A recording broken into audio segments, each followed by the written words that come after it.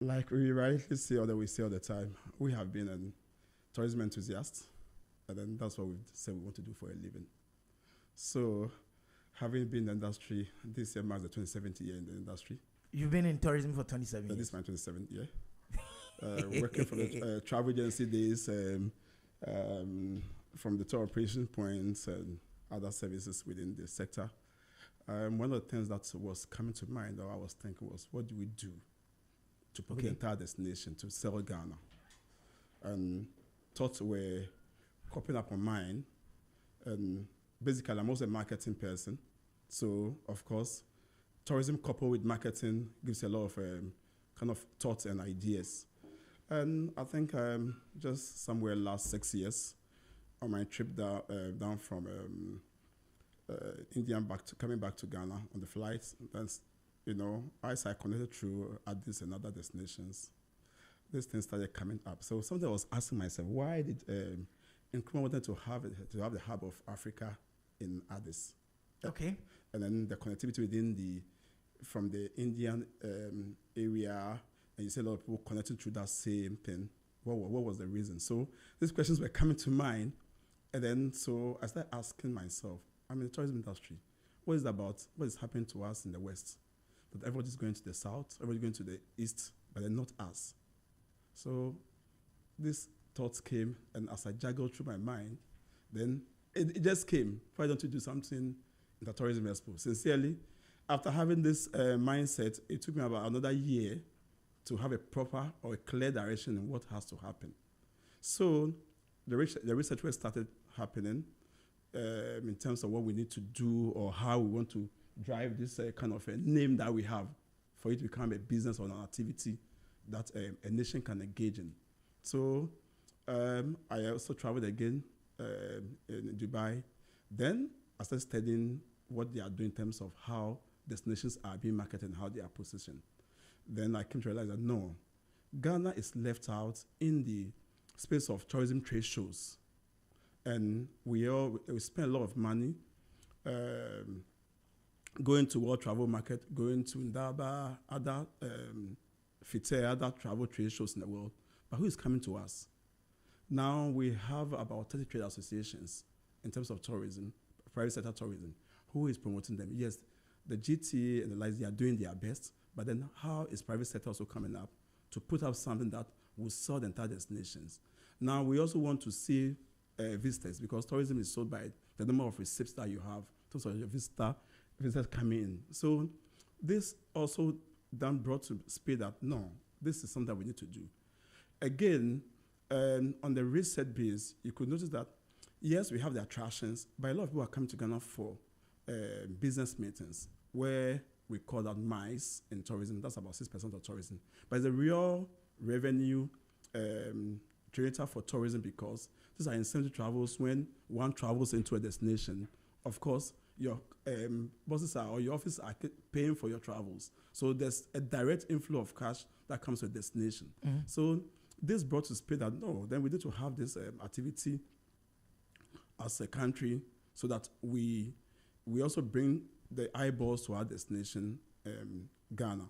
So we started 2020, we started the planning development, we bounced off, discussed with some leaders in the Ministry of Tourism. And lo and behold, COVID came, then we have to keep quiet. But all said and done, we're doing things online. We started pushing some tech activities and webinars online to sensitize what we are doing in that space. And 2021 came, we need to start the media edition. We did it, it was successful. Of course, in every beginning, there are challenges. We had our downs and up moments, but in fact, it was something that was a calling. I see myself working for the Tourism Expo. I don't see myself that it's something that I like the organizer. You are not the organizer. No, I'm working for the Tourism Expo. So anytime it calls, I have to wake up, despite the challenges and the difficulties that it comes with. So this ideals and thoughts brought us to where we are today. Yes, we have the first edition, second edition, and we are moving to the fourth edition. This year poses to be a different perspective per what we've done. We've seen a lot of gaps, a lot of challenges, but then as we keep doing it and we're doing this intentionally, consistently, It's bringing some attraction. I could barely tell you that within the 24 hours, every day, every hour, you have somebody talking to you from some part of the world, asking questions about this project. Okay. That tells you that there's something that we need to do. And this is where it needs a sort of collaborative effort, because it's a project that cannot be done by one person. And I must congratulate your bosses and your office for seeing what we are doing for us to have this kind of partnership from the Z Multimedia point of view. I know it's a starting point, but it's going to be one big thing that the country will see with this partnership. Yeah, for us, if it is lifestyle, leisure, business, of course, we'll talk about it. So you said it's a business-to-business tourism trade show. Yeah. It means what?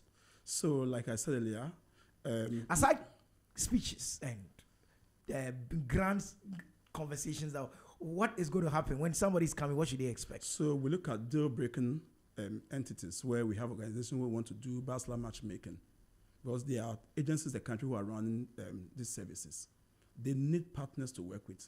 You cannot be a tour operator where you don't have any partner in the world you are working with. And these are things that this event is driving. So we can create these connections for our local entities to have these services that they can engage in. Again, tourism employs everybody. Yes.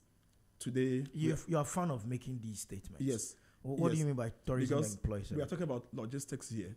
If you have a logistics company, we are doing a lot of stuff in the tourism industry where you need shipment and light to go on. We are talking about transportation. You need that. If you run a nightclub, you need an electrician, you need a carpenter to work with, because you are doing sales. So everybody is in that chain. So it's a thing that you cannot do alone. And that's where now we need to connect the businesses within the value chain so they can also have a benefit in terms of what we do in the tourism sector. Okay, so this year's event, what is this year's event going to be like? Right, so... when is it starting? Yes, so we have just 7 days to go. Okay. 11th September 2024. A week from today. Say again? A week from today? Yes, a week from today. That was yesterday. A week from yesterday. A week from yesterday, yes. So it has 3 elements, where we have the conference and exhibitions area. Then we also have the B2B segment, where now we bring entities, people who want to have B2B or B2G meetings. That has been pre-arranged. So these meetings are held on the side. Then on the 3rd day, we do a farm trip. This year, we're going to Hohoi for the farm trip. We're looking at futuristic tourism, where we want to also see how investment can go into that area, because they are developing the Greenwich Meridian line there, and which is another, it will be an iconic activity for us. So we are... Wait, boss, don't go too fast.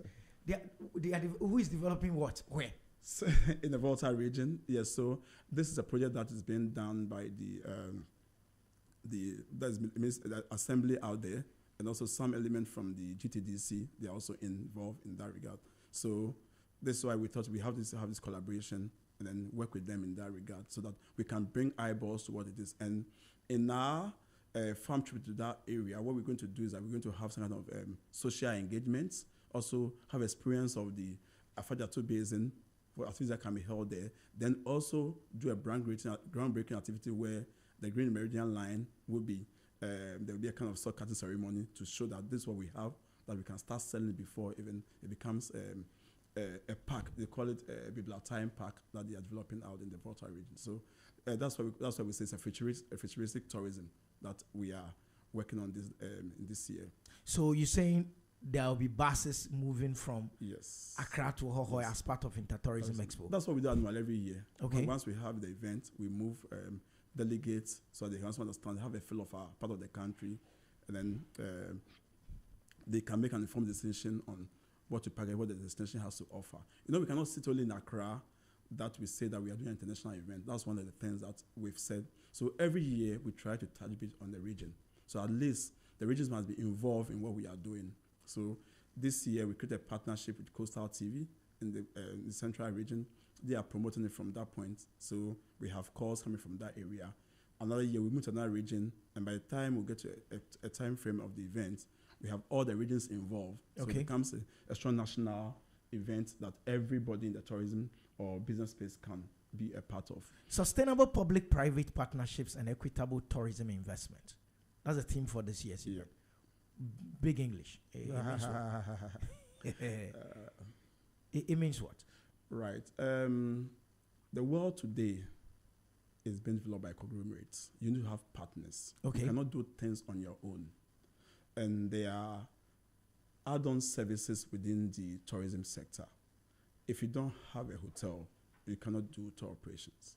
If you don't have car rentals, the tourists will have a difficulty.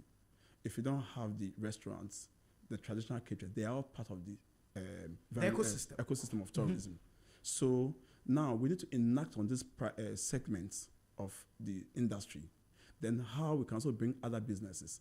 Let's say that private sector businesses, especially entities like yours, you need a strong media to drive the activities of tourism that the youth will understand. If you are talking about domestic tourism, they will understand what is happening in the eco space. So these partnerships are needed. You need the telcos as corporate entities, because if you move into a tourist site, you need that kind of services. So these partnerships are really key, and that is what we are focusing on. Once we have these partnerships, the system, it will work well for everybody, because you need good growth, you need good you need quality of service and education, and also partnership brings about, competition. So therefore, there's a quality of service.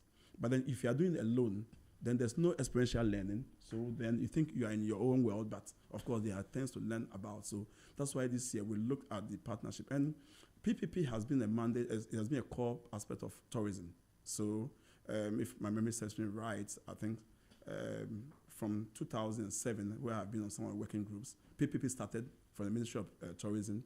And we have had various working groups. I think yesterday something was held in that regard at this central region at Adisadel Park. So it's ongoing, and we must do more of this.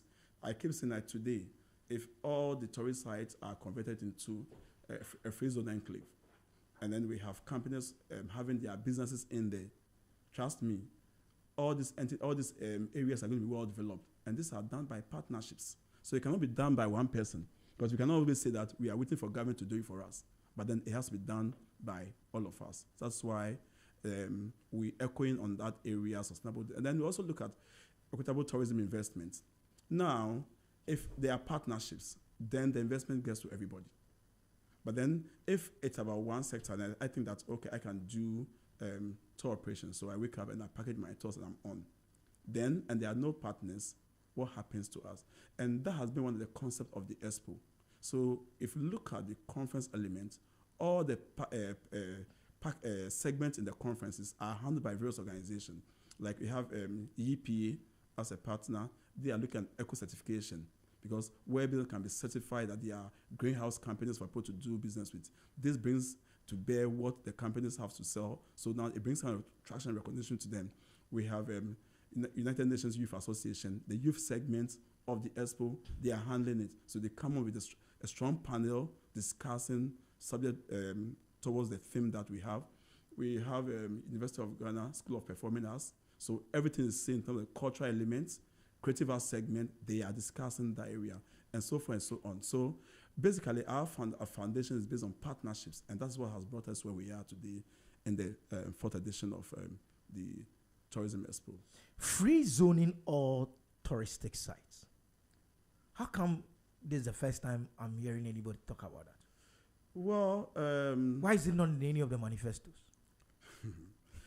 we cannot get that now, but then ideas are not in the heads of one person, and these are platforms that we can share some of these conversations that we can pick it as a point to develop it, because, like I said, tourism never finish.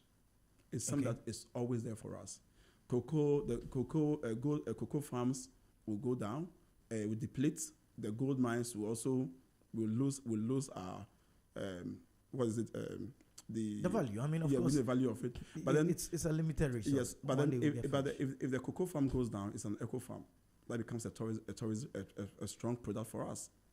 If you are into agriculture, it becomes an agritourism, because I can build juice farms and in the farm. So it becomes a whole thing. So tourism is everything. It's a lifestyle that we cannot live it. So if you go elsewhere, they are selling tourism as experiences. They tell you observatory. But then, seriously, what we have in Ghana, you cannot even match it up to it. So it's timely that we look at all these things as a developing tool for our country, and I believe that tourism will be to the next front of our GDP. That's quite interesting. Now, there are sites in Ghana where people hardly go. Amazing sites that if the roads to the place alone were well paved and all that, people would have driven there every weekend to. And the idea is, why don't you then tell someone, pave the road, toll it, collect your money as people come and go. You promote it and all that. Is that the kind of partnerships you're looking at? Yes. So like I said earlier, I did that. I just mentioned a brief about it in terms of the partnerships. Mm-hmm. Now, let's say that, government must lead. It must create a neighborhood environment system for us. So private sector will drive it. Like I use the example of the free zones enclave. If you know it's a free zone enclave, so what happens? Private will now want to have his company there, have a recreational grounds. So the tourist can be its recreational grounds. So who now benefit? They manage the sites. They work in tandem with the assemblies. The sites will be managed by them. Now government also goes into do their taxes there. So, it will work holistically. And if you're a company there and people are coming to you, of course, you want to fix the road. Then again, partnerships can, because there's a value there for government to say, okay, I'm going to put infrastructure there. If I develop this road and people are coming to you, I also take more taxes from you. So the partnerships are key in developing this segment. If you go to Japan airport, the airport is managed by various organizations. I see Toyota managing a part, I see that company managing a part, and they own the blocks in the airport. So every time there's kind of a development, the growth rates in the system. Today, Japan has about 48 airports that you can boast of, and I have been there. That was way back 2007-9 when I was there. So today, I don't know what has been added to it, and it was done by partnerships. So we need this as a country to grow, and we call on all and sundry to come on board in this regard when it comes to tourism business in Ghana. So the 200 exhibitors are who are those exhibitors? So, like I said earlier, tourism cuts across every sector. So we look at it from the trade point of view. We look at it from the creative arts point of view, then tourism services, then services that are in the value chain. So we have a company like a logistics company registering to showcase its services. Because they believe that that service that we have in tourism, they are a service sector need to that. We have some banks who are registered to be there. They feel that tourism business, it's something that they can chance because people are selling tickets. They can do affronts or have partnership with some of these airlines in that regard. So we have the food chains, we have the creative arts people, we have made in Ghana staff, because these are the things that people want to come and experience in our country. So it cuts across every service. We have schools that have registered to sell their school in the event. Oh, schools? Yes, that have registered. What, second cycle, tertiaries? No, these are tertiary institutions that want to sell their services in the Expo. So, like I said, tourism is everything, because you can sell tourism education to people, depending on the package you have. When you say tourism education, it is people traveling from their countries to come to school in Ghana? No. Or what? What is tourism education? If you talk about tourism education, it comes in two forms. Mm-hmm. Now we look at the base of pyramid, starting and getting to the tourism system, knowing what tourism is about and working with it. Then tourism education has to also do the knowledge and service of activities in the tourism industry to the populace for them to engage in tourism activities. Oh, okay. Yeah. And that in itself is a business on its own. Business own. Someone can set up a business and all they do is educate Ghanaians on tourism activities and all that. These are one of the things that we are still working on. Next year, I'm sure we will come to your desk, but we're launching the some service in that regard where it gives you insight into whatever you want to know about Destination Ghana. And I think when the time comes, we'll open up that conversation on another forum. Of course. If it's lifestyle, leisure, and business, Zed would love to have that conversation. Startups. When you say 100 startups, who are these? Yes, so, it's a kind of service that anybody at all can wake up and say we are doing something. If let's look at it from the traditional catering point of view. Today, you have a lot of food chains around. So Either they are doing confectionaries, they're doing mainstream food, either they are doing contract catering. So they are these smaller units that are needed in the service sector that you can do business with. Now, so they are younger ones. Now you have younger enterprises that are in the system that also want to grow.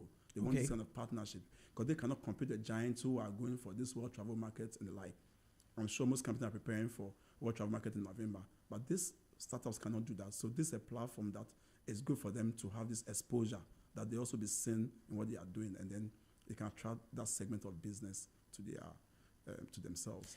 Are we expecting people from outside the country? Yes. So one thing that is exciting this year is that we signed a groundbreaking partnership with the northern part of Africa.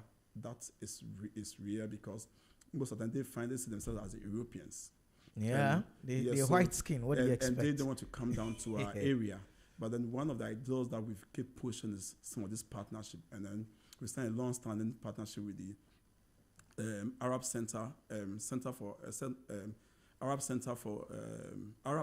African Center for Investment and Development.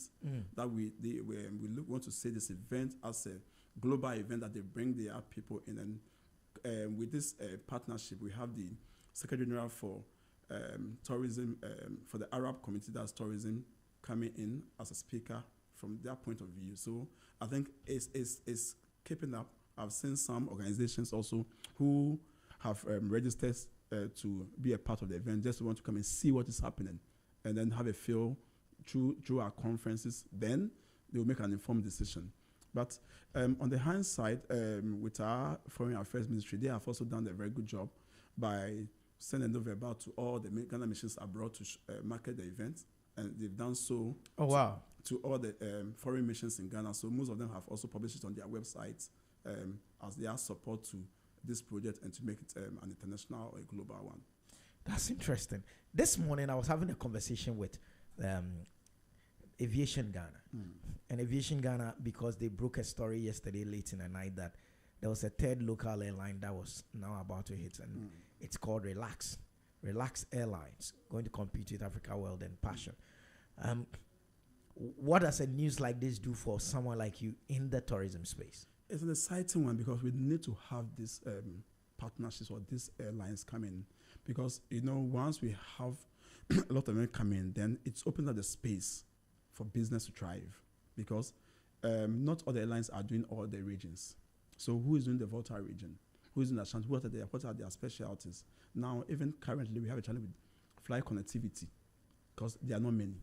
So if somebody flies down to a country from Germany and you want to go to a Volta region, who connects you? So he has to go by road. So these are things that because they say the whole airport is not commercial. Yes. So these are timely engagement that we need to have. So the airlines coming is a good thing for us. It to expand the destination. It also bring businesses, because once their carriers are flying to other regions, of course, then other businesses are also coming, and the airports are becoming very busier, and it brings businesses to entities within that space.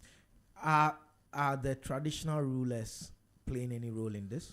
Yes, you cannot do a tourism activity without any of the traditional rulers.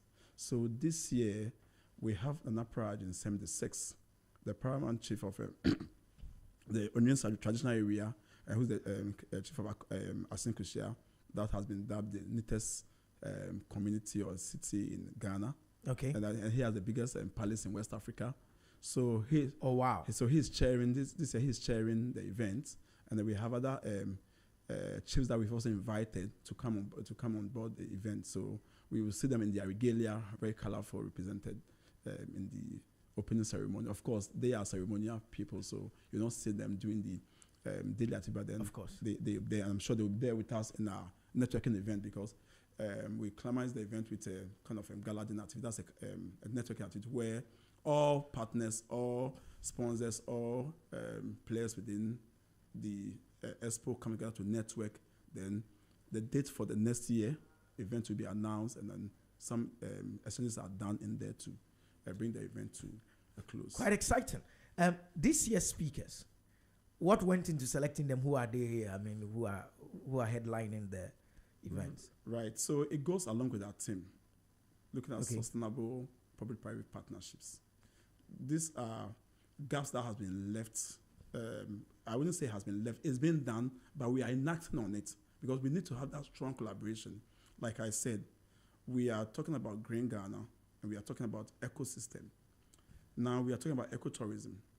We need to have regulators within the chain that bring some kind of activity that now will bring value to the business we are doing. So if I know that I run, I'm a tour operator, and then YP is saying that we have something called the eco certification, that your organization is certified in that space, and you are being published as a certified organization who runs a green business. Of course, it sells your business. Of course. That's why you have some of these partnerships coming. Now, one of the things that I keep saying that creative arts is a real GDP contributor of tourism because these are tangibles. If you visit a site, well, you pay the site fees or entrance fees out there. But when you live in, these artifacts you buy are real tangibles. Of course. You can buy an artifact with 100 cities ranging to over thousands of cities that we can.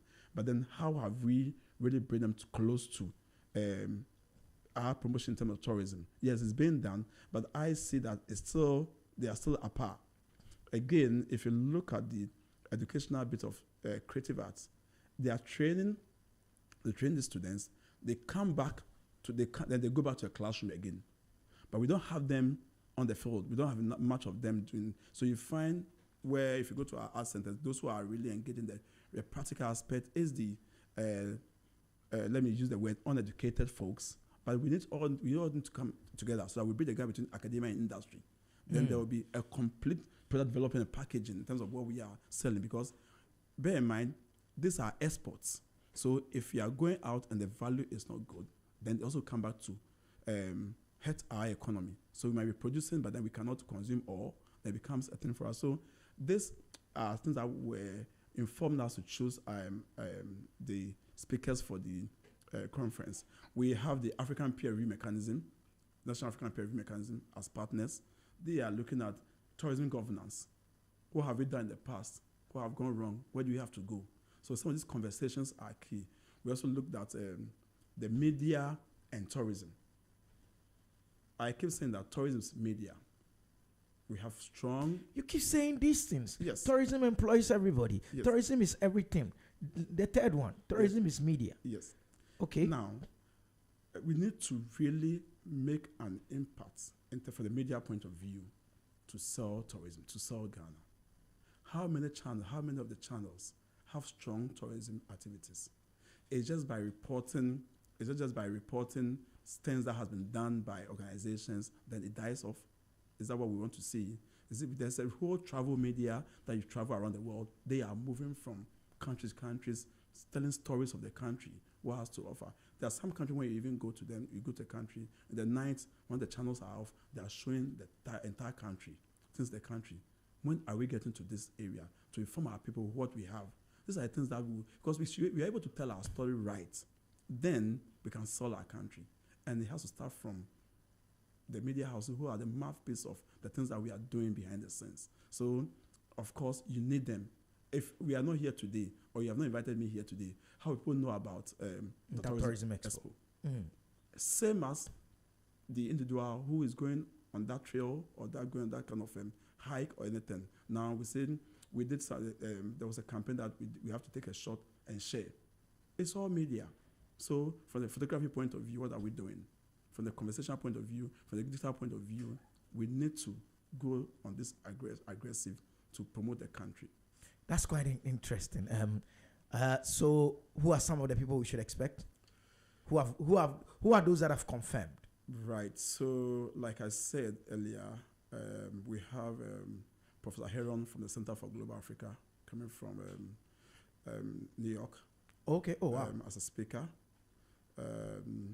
We have, like I said, the Secretary General for the Arab Tourism Organization. We also have the AFTA is also on board. Oh, okay.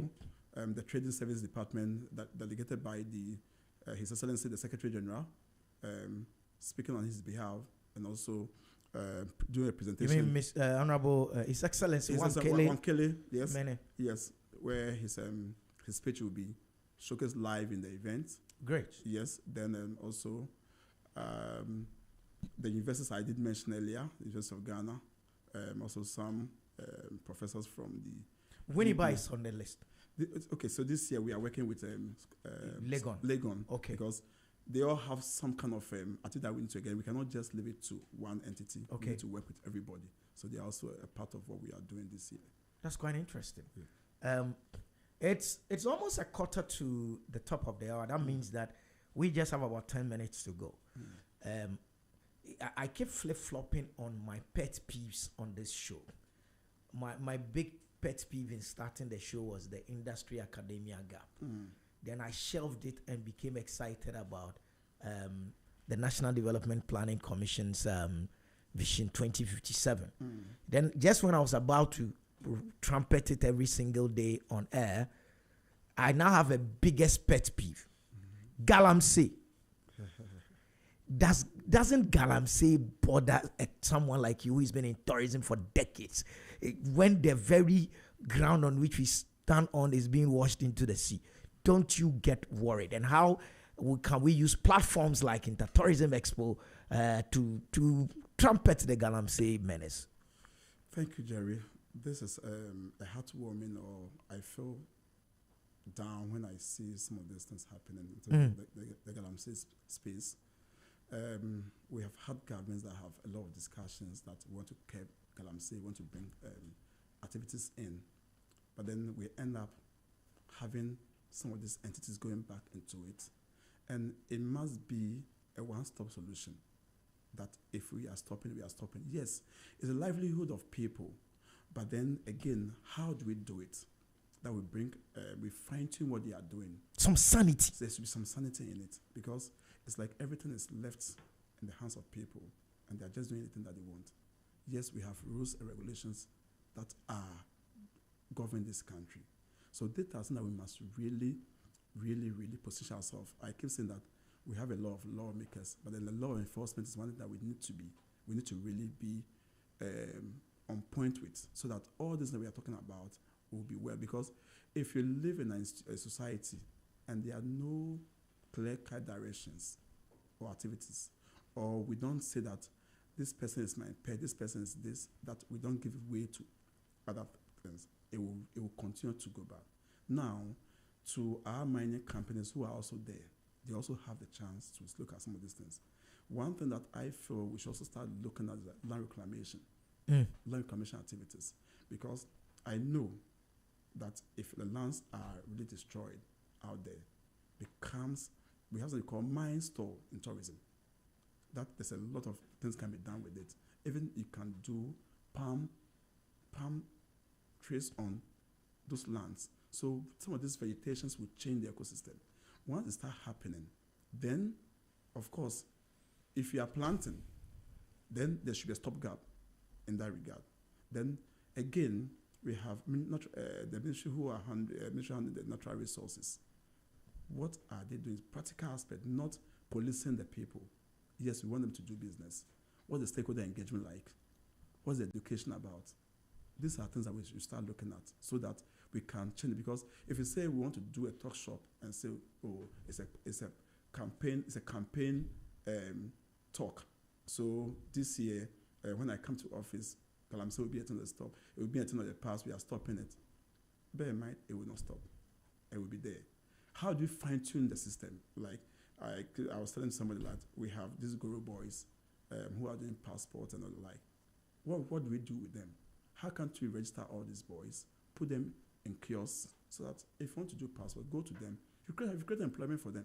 So nobody will be rushing through the passport office to say, I'm going to do something. But then these boys that are doing guru, now you've regularized their activities, so there's a complete business for them. And then once they work, they also make their commissions. So these are things that we should start thinking about to bring sanity into this Galamsey menace that we have as a country. We need our water bodies, we need our environment, we need to have a clean environment, because again, we're talking about sustainability, we're talking about eco, and it's key to ourselves. If you have a clean environment, of course, it's good for our lifestyles and our health as well. I mean, the reason why I even stopped talking about the Agenda 2057 was that if Galamsey has this way, by 2057, we won't even have anything to agenda. The agenda won't be agendary. Yeah. So, I mean, that is why I think the Galamsey conversation should be louder. Like Reverend Dr. Lawrence Sete said this morning, this nonsense must stop. Anyway, we are inviting him as to pray in the. Great! Wow! That is a good one. Yeah. So, 11th to 13th, Akwaba Village. Yes. So let me throw more light into that location. Mm-hmm. Yes, I think because of the previous activity, that area was mentioned Akwaba Village. But that's where the lady went to do the singathon. Yes, but specifically where has been given to us by the Ghana Airport Company to use is the center behind the airport shell where they held the COVID-19 test center. That's right in the heart of the airport. And I think when you're climbing up, it's on the right side. Right, and it's the first time to have such an event there. So, that place is big. Yes, it was carefully selected so that people who are also traveling to the country, because from Wednesday the airport becomes busier with flights coming. So at least. So if somebody goes to check in and has about an hour to kill, he can just come in there. Yeah, that's a brilliant idea. So it's there's going to be a whole nightlife activity. It's not just the event running. Oh, wow. Yes, because there's going to be grills in there. There's going to be DJ live music. And then club is doing their club thing out there. And then the India High Commission also as a partner will be hosting the yoga sessions in the evening. So once you close from, you can pass by, have your yoga session, have a party with some live grills, have a feel of the city. Amazing. And so, then this year is going to be exciting. So we are not just doing a talk shop and leave, but there should be leisure because tourism is part of leisure. So during the daytime, the business of the exhibition, the conference and everything, then in the night we don't close up. Yes, so it's still live because there should be kind of night life. So the bands are playing. DJ Pete Wade loves that. Of course. Yeah, he loves that. That excites him. And then the grill. We can't do tourism without leisure. Yeah. No, it can't. And you are the right station. If it's lifestyle, if it's leisure, if it's business, of course. Zed has it. Myself, I'm doing a grill there, so you should check me out. Oh, Shotus. we like the party stuff. So I know. Please, if you are listening to us from Dansuman, you will know Shotus. Shotus says he's going to have a grill there. Mr. Victor Ado, there will be grill. What meat are we looking at? Because Victor loves. We know. Amazing. Oh wow, that's going to be exciting. I mean, I'm looking forward to it. 11th, 12th, and the 13th. So on the 11th, it's starting what time? So yes, 8 o'clock. Okay. Arrival of guests amidst cultural performances from the School of Performing Arts. Then some kitty dances going on in there. Then once we all settle in 10 sharp, the ceremony opens. We have a very cool and warm opening ceremony. Then it moves on to special. Wait. The place is an open place. Yes. So what you bring in a covered tent? What is it? So check it out. Wait. Wait. It's a surprise. That should be the surprise. Amazing. Yes, that makes it tourism. So okay. You need to create something. We are creating an ambience. You need to create a feel. So there should be a whole look and feel of what you want. A local Ghanaian feel kind of thing. Oh yeah. Well, let's leave it to. The man doesn't want to tell me what the place will look like. Oh. But then it's going to be exciting. We carefully chose that area for it. Tourism, like I said, there's also be some of creativity in what we do. And then it's high time, if you're talking about business tourism, we must start utilizing the spaces we have. Because one of the things that is a challenge for us is that we don't have spaces for huge events as a destination. Yeah, it's true. I said on this channel once, sometime in our conversation, that South Africa did 273 plus meetings and conferences in a year. If 100 people are attending such a meeting and each person spends $100 times 273 plus meetings, look at the amount of money that is spent in destinations. Yeah. Because we don't have that kind of spaces, we cannot host large meetings. So this, you can know that from year one that we started Expo, it has not had a firm position where we say we are doing it at one point, but we are trying moving it around. So we now have to understand what it is that the destination needs in terms of the mines, or positioning as a mines destination where we will have this kind of venues and halls for this kind of events. And this also that where countries can also come and host their bigger events in Ghana. And we are positioning ourselves for West Africa. That if you're talking about tourism trade show, then the Tourism Expo should be the hang-on trade show for tourism that annually you should save and then be a part of it. Someone should look at this space thing because it's becoming an old conversation. Yeah, every time we don't have a big enough space, and all that. I remember there was a time when there was something around trade fair earmarked for something like this and all that. So for me, I think it's business. Yeah, and it's a part of the tourism business we're talking about. Okay, so we've just about a minute to go. Any final words? Yes. Let me say thank you to all the partners who has played a role. We are not done yet, but for us to come to this far, we have to say a very big thank you to them. And we are still open. Any vendor who wants to showcase his business or services or products, of course, our websites are there, www.intertourismexpo.com. Or our online platforms are there. Once you hit it, the hashtag Inter2024, hashtag Intertourismexpo Accra, it will take you to our portals, and then you can be a part of it. We have a package for SMEs that as little as 500 Ghana cedis, you can have a space to showcase what you want to sell to the populace. And again, we also have the youth trooping to the event. I think the UNY told me that they have about 300 to 500 of them coming to the event. Wow. So, United Nations Youth Association. Yes, and they are all in their spaces. And these are the people that we need to also catch up with them because they're the future buyers and sellers of our businesses. ZFM will be there. Of course, I know ZFM is doing live transmission on the open day, and that's a big thing. It's a big thing for the channel, and we're going to make it happen live. Okay, so I'll be there. I'll finish the show. We go home. We go dress up, come for the grill in the evening. Myself and DJ Pete Wade. We're not inviting Victor Ado, Abdullah Saka, Prince, all these other guys. They will stay away. Yeah, they like Gobe. Someone's talking about Gobe. Yeah. Gobe. We have to create Gobe competition. Yeah, we should do something Gobe like that day. Thank you so much, Mr. Emmanuel Treku, for coming through. Is the so yes, you work for Intertourism Expo. What is your official position at Intertourism? Don't say chief servant. That one has been used. It's been overused. So what do we refer to you as? Well, the founder, the brains behind Intertourism Expo, and officially some say convener, some say CEO. Or that you say we are working for Intertourism Expo. That's all. Whether the convener, whether the chief executive, he's been here. It's been great having you. Thank you so much, sir. And we wish you the very best. We'll definitely play our part as partners in Intertourism Expo 2024. Thank you so much, Mr. Treku. Thank you very much, and to all your audience. So all too soon, the time is up. It's about 4 minutes to the top of the hour. Zen in the morning, the Thanksday edition.